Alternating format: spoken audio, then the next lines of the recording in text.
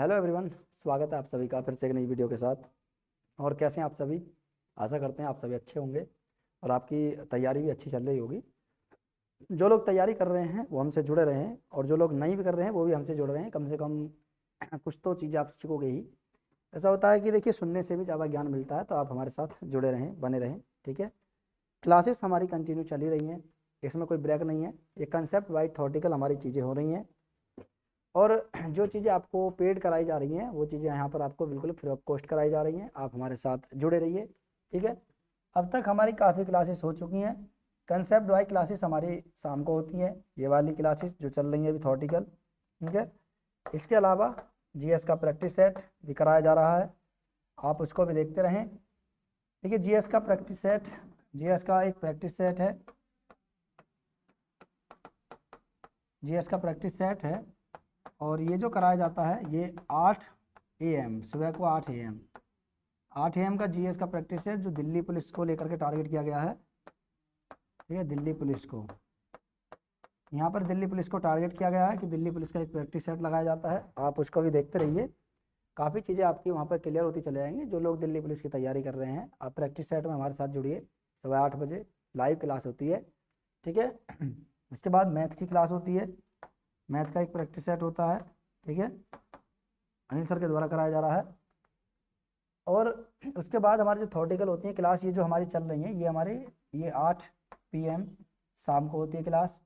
ये जीएस की है जो चल रही है, जिसमें हिस्ट्री चल रही है। ठीक है, हिस्ट्री है, और अभी तो हिस्ट्री चल रही है फिलहाल, लेकिन उसके बाद अभी इसमें हिस्ट्री खत्म करने के बाद नेक्स्ट टॉपिक उठाएंगे। मैथ वाली क्लास जो होती है 9 बजे होती है। कौन सी होती है? 9 AM। ठीक है, 9 PM, 9 PM को हमारी मैथ की क्लास होती है। ठीक है, तो आप यहाँ भी जुड़िए हमारे साथ, आप देखेंगे निश्चित ही आपको कुछ ना कुछ अलग से मिलेगा ज़रूर। ठीक है, उन क्लासों को आप ज्वाइन कीजिए, क्लास करिए। बिना किसी देरी के आप शुरू करते हैं, अपने टॉपिक पर चलते हैं। ठीक है, चलिए देखिए, पहला जो हमारा है, हमने अभी प्रमुख पुस्तकों के बारे में बात करी थी कि भारत यानी मध्यकालीन भारतीय इतिहास की प्रमुख पुस्तकें कौन कौन सी हैं जो जानकारी देती हैं। ऐसी कौन कौन सी पुस्तकें थी जिन्होंने समय समय पर रह करके जानकारी दी, कौन कौन सी पुस्तकें किसके द्वारा लिखी गई थी, इन सब के विषय में हम पिछली क्लास में ही चर्चा कर चुके हैं। ठीक है, 3 क्लास ऑलरेडी हो चुकी हैं वहाँ पर। ये चौथी क्लास है इस्लाम का उदय को लेकर के, इसमें इस्लाम का उदय भी आएगा और अभी आगे कराऊंगा। तो पहले मैं ये करा देता हूँ, जो चीज़ें उसमें बच चुकी हैं तो इसमें करा देता हूँ। ठीक है, देखिए, इब्न बतूता 1333 में भारत आया था। ठीक है, यह मोरक्को का निवासी था। मोरक्को कहाँ पड़ता है? ठीक है, अफ्रीका महाद्वीप। ठीक है, मोरक्को जो है अफ्रीका महाद्वीप का एक देश है, अफ्रीका महाद्वीप का एक देश है। ठीक है, एक देश है। ठीक है, मोरक्को का ये निवासी था जो अफ्रीका महाद्वीप का एक देश है, जो मोहम्मद बिन तुगलक के शासनकाल में भारत आया था। किसके शासनकाल में भारत आया? मोहम्मद बिन तुगलक के शासनकाल में ये भारत आया था। भारत आया, इसकी रचना, इसने एक पुस्तक लिखी थी जिसका नाम था रेहला। तो रेहला किसके द्वारा लिखी गई थी? रेहला का इसने निर्माण किया। 1333 में भारत आया, उस समय भारत में तुगलक वंश था। ठीक है, दिल्ली सल्तनत पर उस समय तुगलक वंश का शासन था। अगर पूछा जाए कि मोहम्मद बिन तुगलक किसके शासनकाल में, सॉरी, इब्न बतूता जब भारत आया था तो उस समय भारत में किस वंश का शासन था? तो तुगलक वंश का शासन था। किसका था? तुगलक वंश का शासन था। दिल्ली सल्तनत उस समय चल रही थी। ठीक है, क्या चल रही थी? दिल्ली सल्तनत। दिल्ली सल्तनत पर, ठीक है, दिल्ली सल्तनत पर तुगलक वंश का शासन था। दिल्ली सल्तनत पर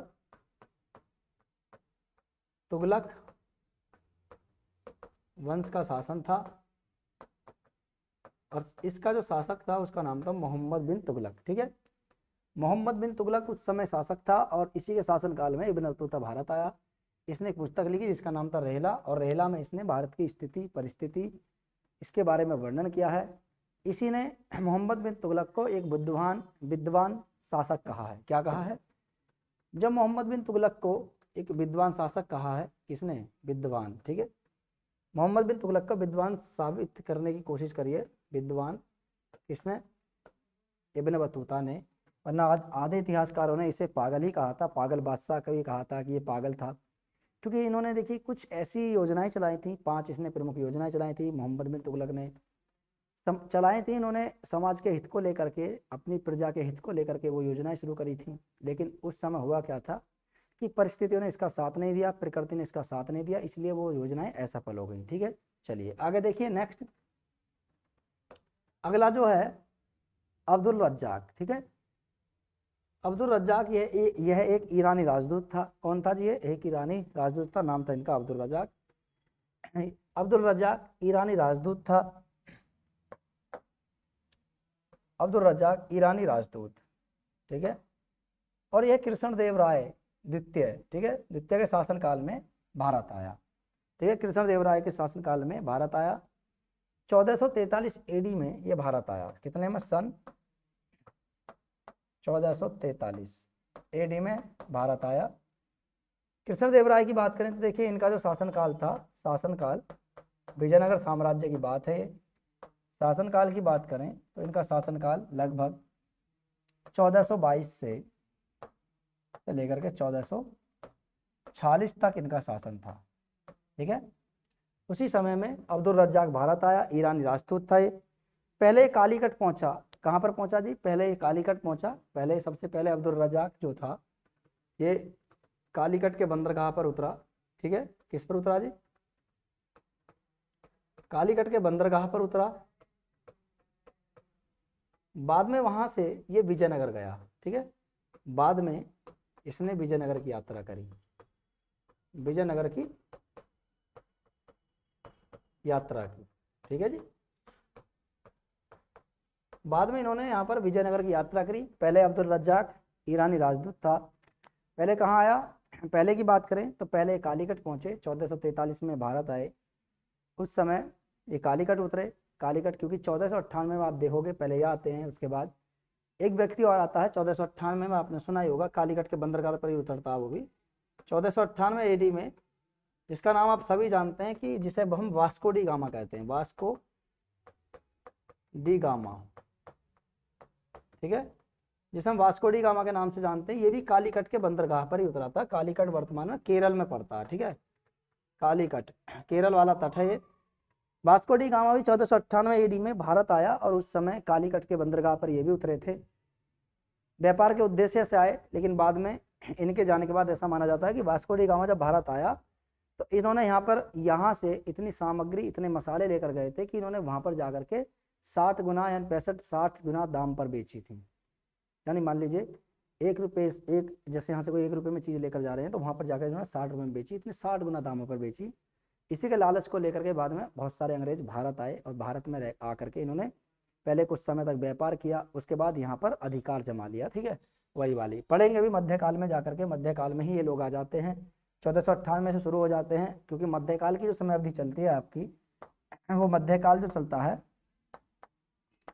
मध्यकाल 2 होते हैं, एक पूर्व मध्यकाल, एक उत्तर मध्यकाल।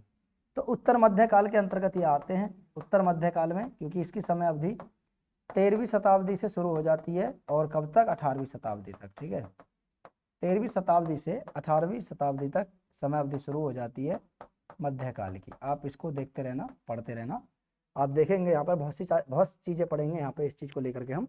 ठीक है, तो 1498 में वास्को डी गामा भारत आया और ये भी माना जाता है कि इसने भारत की खोज करी थी। देखिए ये क्वेश्चन यहाँ पे गलत है थोड़ा सा, ये भारत की खोज नहीं करी थी, भारत बहुत पहले से ही था, ये लोग बहुत बाद में आए थे। क्वेश्चन ये आता है कि भारत के समुद्री मार्गों की खोज वास्को डी गामा के द्वारा की गई, यानी यूरोप को भारत से जोड़ने के लिए यूरोप महाद्वीप जो है, क्योंकि यूरोप महाद्वीप से आए थे, पश्चिमी देशों से आए थे, यूरोप से भारत को जोड़ने के लिए इन्होंने जल मार्गों की खोज करी थी। उस जल मार्गों की खोज की बात करें तो वास्को डी गामा प्रथम व्यक्ति था जिसने भारत को जोड़ने के लिए जल मार्गों की खोज करी।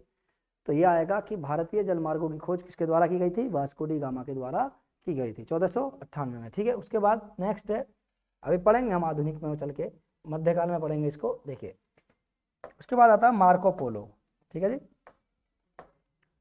मार्को पोलो की बात करें तो मार्को पोलो आता है नाम, ठीक है, मार्को पोलो। मार्को पोलो की बात करें तो देखिए इटली का निवासी था और 13वीं शताब्दी में भारत आया। सब किसके शासनकाल में भारत आए थे? तो सब विजयनगर साम्राज्य में ही भारत आए थे। उस समय भारत में ये दक्षिण भारत में ही आकर रुक रहे थे क्योंकि जलीय मार्गों से आ रहे थे उस समय। मार्को पोलो 1288 से अपनी यात्रा प्रारंभ करता है और 1292 तक ही अपनी यात्रा रखता है जारी, चलता है ये, ठीक है। इटली से आता है मार्को पोलो, इटली का एक निवासी था। इन्होंने एक यात्रा जो शुरू करी थी, अपनी यात्रा 1288 में, कब करी थी? 1288 में, ठीक है। 1288 में अपनी यात्रा शुरू करता है और 1292 तक भारत आ जाता है। शुरू कब करी थी यात्रा? 1288 में, और 1292 में ये भारत आए, ठीक है। कब आए? भारत आए। नाम था इनका 13वीं शताब्दी में मार्को पोलो, इटली का निवासी था। इटली से आए थे और उस समय पांड्य साम्राज्य था भारत में, यानी ये देखिए दक्षिण में 3 वंश थे, ठीक है, दक्षिण में 3 वंश थे और यहीं पे था पांड्य वंश। क्या था? पांड्य वंश। यहाँ पे चल रहा था तमिलनाडु वाले क्षेत्र में पांड्य वंश था। तो पांड्य वंश के शासन काल में, ठीक है, पांड्य वंश में ये आए थे, पांड्य वंश, ठीक है। पांड्य वंश के समय दक्षिण भारत आए, ठीक है, दक्षिण भारत आए। अभी पढ़ोगे, मैं पढ़ाऊंगा अच्छे से, ठीक है, आप टेंशन ना लें, बस हमारे साथ जुड़े रहें, देखते रहें। ऐसा नहीं है यहाँ पे कि नॉर्मल नॉर्मल बता दिया और बस खत्म कहानी, नहीं, बिल्कुल नहीं। जो चीज़ें हैं क्लियर की जाएंगी, आप बस जुड़े रहें, ठीक है। पांड्य वंश था उस समय दक्षिण भारत में, और क्योंकि 3 वंश थे, आपने सुना होगा, चोल, चेर, पांड्य। क्या थे? चोल, चेर और पांड्य, 3 वंश चल रहे थे। चोल, चेर, पांड्य 3 वंश थे। तो पांड्य वंश उस समय दक्षिण भारत में चल रहा था। तो ये उसी समय में इन्होंने 1288 से लेकर 1292 के बीच में भारत में यात्रा की। 1292 में भारत आ गए, ठीक है। चलिए आगे नेक्स्ट। निकोलो डी कॉन्टी, ये भी एक इटली का ही निवासी था, निकोलो डी कॉन्टी, ठीक है, इटली के एक निवासी थे, निकोलो डी कॉन्टी इनका नाम था, ठीक है। और इसने 1420 ईस्वी में दक्कन की यात्रा की। दक्कन भारत जानते हो ना, दक्षिण भारत की यात्रा करी, दक्कन वाले भारत की यात्रा करी थी उस समय इन्होंने। और ये कब आए थे? 1420 एडी में भारत आए निकोलो डी कॉन्टी। और इटली का एक पर्यटक था, पर्यटक में होता यात्री थे किसके? इटली के, ठीक है, 1420 में। और उस समय दक्षिणी भारत की बात करें तो देवराय का शासनकाल था भारत में। तो उस समय यानी विजयनगर साम्राज्य की बात कर रहे हैं हम। तो सब वही है, विजयनगर साम्राज्य, विजयनगर साम्राज्य, विजयनगर, ठीक है, विजयनगर। ये वही विजयनगर है जिसकी 1336 में स्थापना की जाती है, ठीक है। विजयनगर की स्थापना 1336 में हरिहर एवं बुक्का, हरिहर एवं बुक्का, ठीक है, 2 भाई थे ये, हरिहर एवं बुक्का के द्वारा दक्षिण भारत में विजयनगर साम्राज्य की स्थापना की जाती है। और उस समय देवराय, ठीक है, कौन था? देवराय। जब ये भारत आया था निकोलो डी कॉन्टी, तो देवराय का उस समय भारत शासन था दक्षिण भारत में। दक्कन की इन्होंने यात्रा करी थी 1420 एडी में, ठीक है जी, हो गया। चलिए नेक्स्ट, ठीक है, नोट करते चलें इन सब चीज़ों को, क्योंकि यहाँ पर सिर्फ वो चीज़ें बस बुलेट पॉइंट के तरीके से लिखवाए गए हैं, बाकी चीज़ें तो हम बता रहे हैं आपको, ठीक है। अगला जो यात्री आया था डोमिंगो पायज, ठीक है, ये यात्री थे और इनके विवरण से हमें मध्यकालीन इतिहास के बारे में जानकारी मिलती है।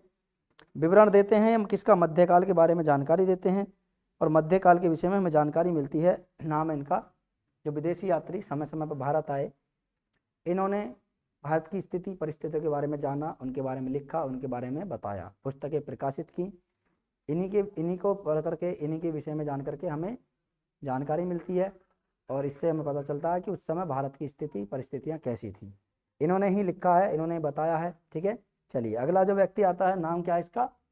Domingo pies. यह एक पुर्तगाली नाविक था। डोमिंगो पाइज की बात करें, यह एक पुर्तगाली नाविक था और 1520 एडी में ये भारत आया। कब आया था जी? 1520 एडी में भारत आया, और देखिए शासनकाल कौन सा था? देवराय, ठीक है। यह विजयनगर के शासक कृष्ण देवराय के शासनकाल में 1520 एडी में भारत आया। किसके शासनकाल में? 1520 एडी के आसपास, ठीक है, 1520 के आसपास ये भारत आया था और इसने भारत की यात्रा करी। उस समय ये सब दक्षिण भारत ही आए थे और उस समय भारत में यानी विजयनगर साम्राज्य पर जो शासक था और विजय कृष्ण देव राय का शासन था।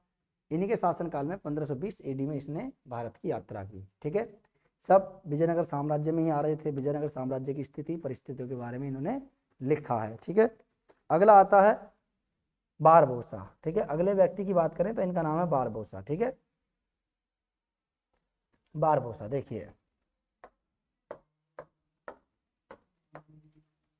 बारबोसा एक पुर्तगाली यात्री था। ये कौन थे? पुर्तगाली थे। और देखिए सबसे पहले जो पुर्तगाली आए थे, ठीक है, सबसे पहले पुर्तगाली भारत में जो विदेशी शक्तियां आई थी वो सबसे पहले पुर्तगाली ही आए थे। ठीक है, बारबोसा जो था, बारबोसा की बात करें तो सबसे पहले बारबोसा 1860 में 1560 में भारत आया। कब आया था जी? 1560 में भारत आया। ये पुर्तगाली था। ठीक है, 1560 में भारत आया। ठीक है, 1560 में भारत आया। इसने विजयनगर के शासन व्यवस्था का विवरण दिया है, यानी विजयनगर साम्राज्य कैसा था, किस प्रकार का था। इन्होंने विजयनगर साम्राज्य का भ्रमण किया। पहले ये विजयनगर आया, 1560 में विजयनगर साम्राज्य में गया। विजयनगर के बारे में इसने लिखा। यह एक पादरी था। ठीक है, कौन था जी? एक पादरी था। विजयनगर के बारे में इन्होंने जानकारी दी। विजयनगर के बारे में इन्होंने बताया कि विजयनगर साम्राज्य कैसा था, वहाँ का शासन व्यवस्था कैसी थी, शासन प्रशासन कैसा था, इसके विषय में इन्होंने लिखा। बारबोसा जो था एक पादरी था। कौन था जी? पादरी। पादरी तो आप जानते हैं जो चर्च में लोग रहते हैं, पादरी, ये एक पादरी थे।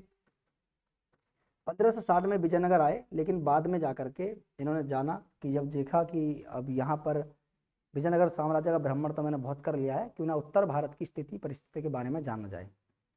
तो बाद में 1581 में उत्तर भारत व बंगाल की यात्रा की। ठीक है, बंगाल की यात्रा की। ठीक है जी, और आप देखेंगे 1581 की बात करें तो उस समय उत्तर भारत में, ठीक है, मुगल काल चल रहा था। तो मुगल काल में, ठीक है, उत्तर भारत में मुगल काल चल रहा था।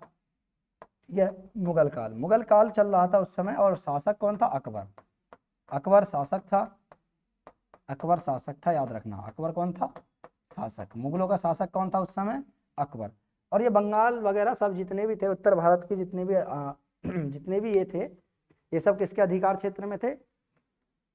मुगलों के अधिकार क्षेत्र में थे। ठीक है, और इसी के समय में ये उत्तर भारत आया।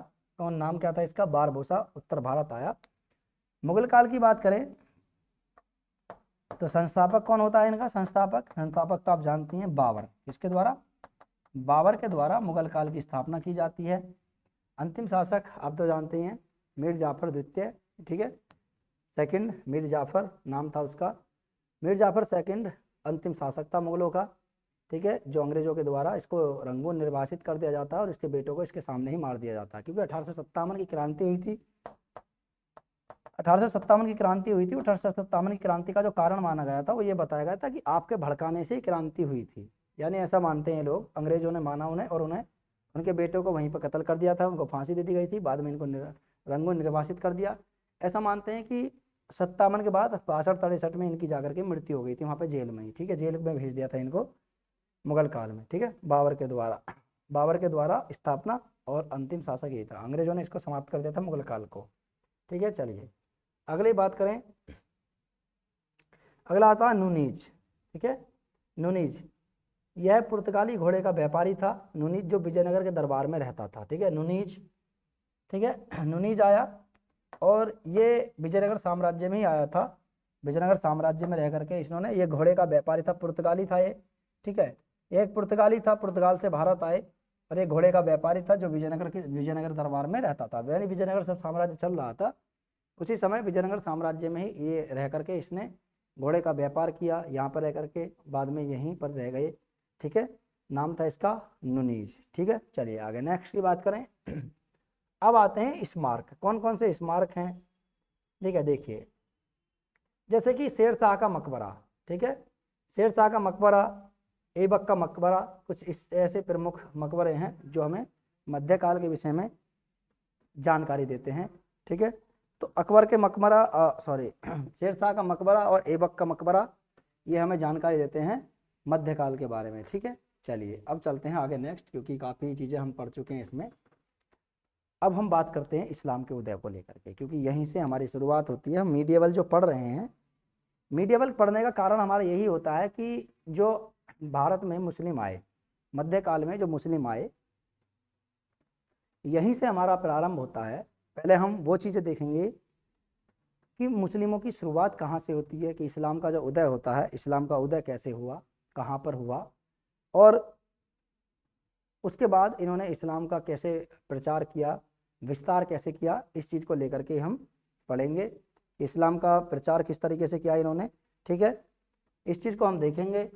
इस्लाम का उदय, देखिए इस्लाम का उदय को लेकर के हम बात करते हैं। देखिए इस्लाम का उदय अरब के रेगिस्तान में हुआ। कहाँ पर हुआ था जी? इस्लाम के उदय की बात करें तो इस्लाम का उदय अरब के रेगिस्तान में हुआ। अरब के रेगिस्तान में हुआ, रेगिस्तान में हुआ। अब आप कहोगे कि अरब कहाँ है? देखिए ये रहा, ये जो आपको दिख रहा है ये अरब है। ये क्या है? अरब है। ये पूरा आपको रेगिस्तानी पूरा भाग दिख रहा है, ये अरब है। ये रहा, ठीक है, ये लिखा हुआ अरब, ये वाला पूरा, ठीक है, अरब है ये। तो जो इस्लाम का उदय हुआ था ये अरब के रेगिस्तान में हुआ। ये जो आपको चित्र दिख रहा है ये वाला, ये है मदीना और ये है मक्का। ठीक है, मक्का और मदीना दोनों आसपास है, ऊपर मदीना है, नीचे मक्का है। तो मक्का में ही अरब का, ठीक है, अरब का जो उदय हुआ था वो मक्का में हुआ था। आप यहाँ पे देख रहे हैं जैसे ईरान है, ईरान के पास ही गजनी है, ठीक है, गजनी ये रहा, गजनी है, निसापुर है, ठीक है, खुरासान है, ये सब आपको दिखाई देंगे यहाँ पे। बुखारा है, आक्सस है, मर्व है, खुरासान है, निसापुर है, दायलाम है, मेसोपोटामिया। देखो यही मेसोपोटामिया, ईरान में एक सभ्यता थी मेसोपोटामिया। बगदाद है, बगदाद तो हम बात पढ़ेंगे। दमिश्क, ये रे फरात है, दजला फरात, यहाँ पर नदियाँ हैं, ठीक है।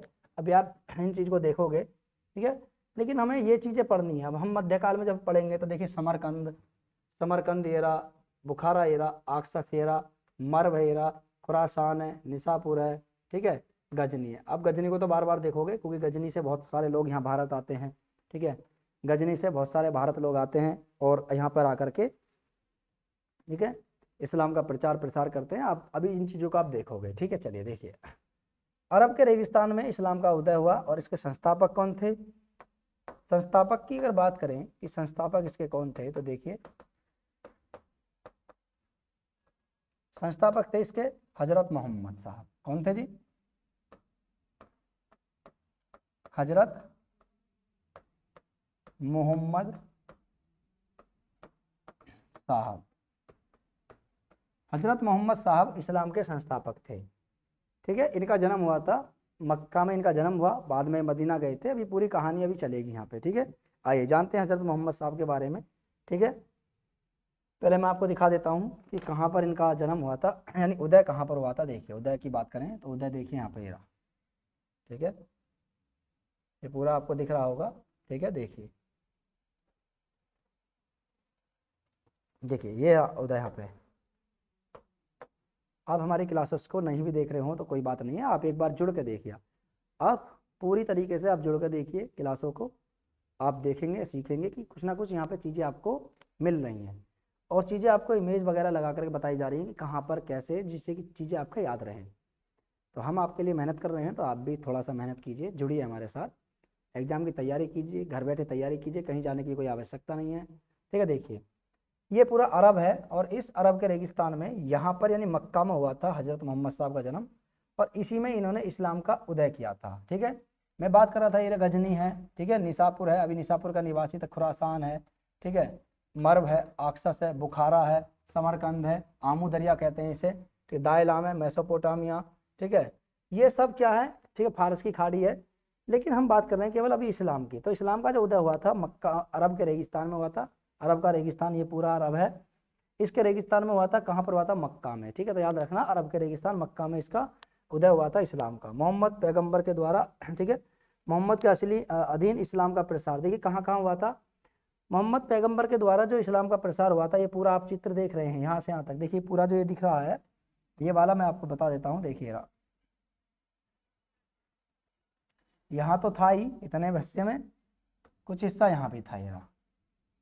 यहाँ पर इस्लाम का प्रचार हुआ था, पहले लोग यहीं तक सीमित थे इस्लाम को लेकर के, बाद में जाकर के इस्लाम पूरी तरीके से पूरे उसमें फैलकर आज भी वर्तमान में आप सूरत देख सकते हो, भारत में भी, भारत में इस्लाम का उदय, ठीक है, किस तरीके से हुआ, किस प्रकार से आए, यहीं से आपको एक सैनिरियो चलता मिलेगा कि किस तरीके से इन्होंने आक्रमण किए, समय समय पर कौन कौन आए, ठीक है, इस चीज़ को लेकर के, ठीक है। देखिए तो मोहम्मद पैगंबर के द्वारा इस्लाम का उदय हुआ था, आप इमेज देख सकते हैं, ये इमेज है मोहम्मद पैगंबर जी की, मोहम्मद साहब की, ठीक है। देखिए अली और मोहम्मद साहब एक जैसे दिखते हैं, ऐसा मानते हैं कि अली जो थे मोहम्मद पैगंबर के दामाद थे, लेकिन कुछ लोग ऐसा मानते हैं कि इनकी शादी नहीं हुई थी, ठीक है, एक विधवा से इन्होंने शादी की थी, हज़रत मोहम्मद अली साहब ने एक विधवा से शादी की थी, ठीक है। लेकिन क्या हुआ था कि उनसे भी इनकी कोई पुत्री के बारे में कोई वर्णन नहीं मिलता है कि इनको पुत्री प्राप्त हुई थी, संतान इनकी कोई थी नहीं, क्योंकि धार्मिक ठीक है, ये एक भगवान के आराधना में लीन हो गए थे, एकेश्वरवाद को मानते थे, इस्लाम पूरी तरीके से एकेश्वरवाद पर आधारित है, एकेश्वरवाद को ये मानते थे। नाम क्या था इनका, हजरत मोहम्मद साहब। इनके जन्म की बात करें तो इनका जन्म मक्का में हुआ था, कहाँ हुआ था जी, मक्का में। तो चलिए बात करते हैं इनके विषय में। देखिए हजरत मोहम्मद साहब जन्म, ठीक है, जन्म, माता, पिता, ठीक है। इनके जन्म की बात करें तो 570 एडी में इनका जन्म हुआ था।